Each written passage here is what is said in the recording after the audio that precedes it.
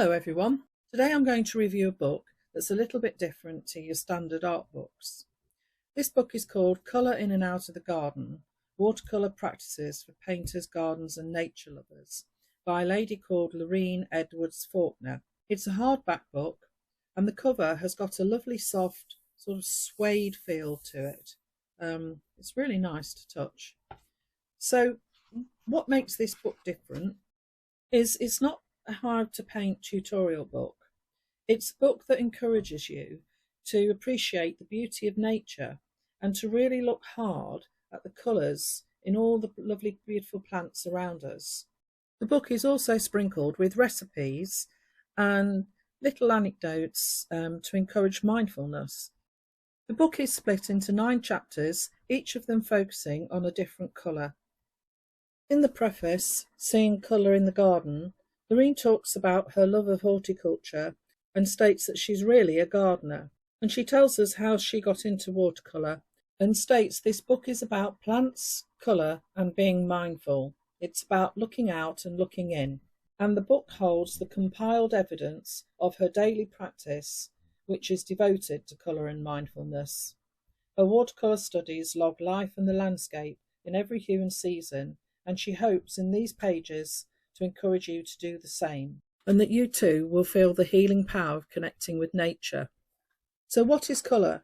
Lorene asks us to forget, just for a moment, what we think we know. A red rose, a green leaf, even a humble radish all contain almost infinite subtleties and nuance. And just look at this beautiful photograph. Look at the different colours that Lorene has managed to extract from this humble radish.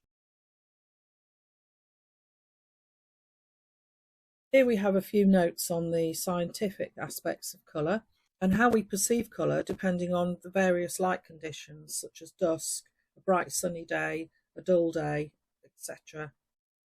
In the name game, Lorene asks, what colour do you see if we say orange?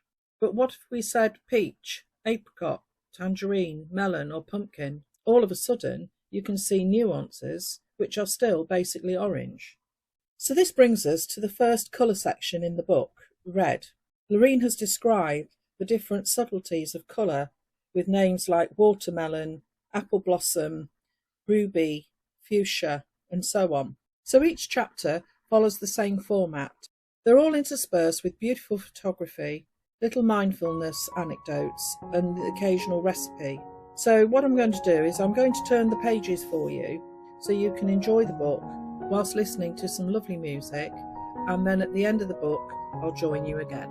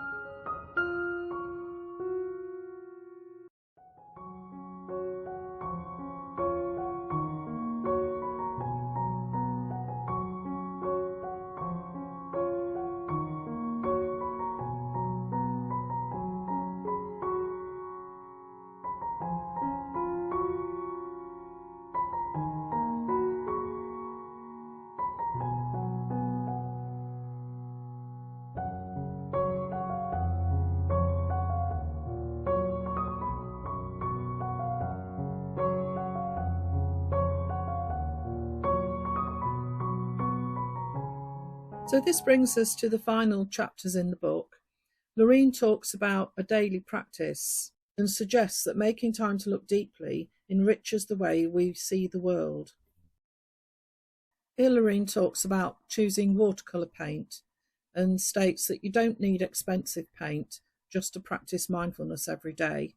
Throughout the book, Lorene has referred to colours such as warm yellow, cool pink, cool blue, and so on, without stating any proprietary colour names. But on page 174 in the book, she has actually listed some of the proprietary colours she's used, such as Hansa yellow, quinacridone pink, and so on. And here is Lorene's mixing chart, which could serve as a really good guide to help you create all your different colour swatches. An example of mixing different greens and yellows. And Lorene talks about brushes and water. The palette and paper Lorene prefers. Over the next few pages, Lorene has documented her process and gives us some really good advice about how to look and how to see, and some tips and techniques for creating our own wonderful colour swatches. This brings us to the end of the book. There's a little bit about the author, a page recommending further reading and resources, acknowledgements, and in no particular order, the gratitude. So I hope you've enjoyed my review. This is not a typical art book per se, but I do think it has value and merit. Personally, I'm quite excited by these wonderful colour swatches, and I think it's a fabulous idea to connect more with nature in your garden, because we don't look properly. We just look and think, oh, that's a pretty flower, or that's a nice plant, but we don't actually really look, do we? I'm very much looking forward myself to going out in my garden and selecting something and building a library of colour swatches which will be personal to me and my environment. In the description below, I put a link to Lorene's website, her Facebook page and her Instagram account. She doesn't appear to have a YouTube channel, but there is a link to a YouTube video which is an interview with Lorene about her book. I recommend this book. It's beautiful to look at. There's loads of interesting information in it, not just about the watercolour swatches. It's a very happy book, and I think you'd be delighted with it if you did purchase a copy for yourself. So I've added a few links in the description below to where you could buy a copy. I hope you found my review helpful. If you did, please give this video a like. It helps YouTube promote my channel to other people who are interested in art books. I try and post a new art book review every single week, so if you'd like to see more reviews from me, please subscribe to my channel. I'd really appreciate it. And if you found this review helpful, please leave me a comment below. I do reply to all comments. And if there's an art book that you'd like to see, let me know and I will do my best to review it for you. So thank you for watching, and until next time, happy painting.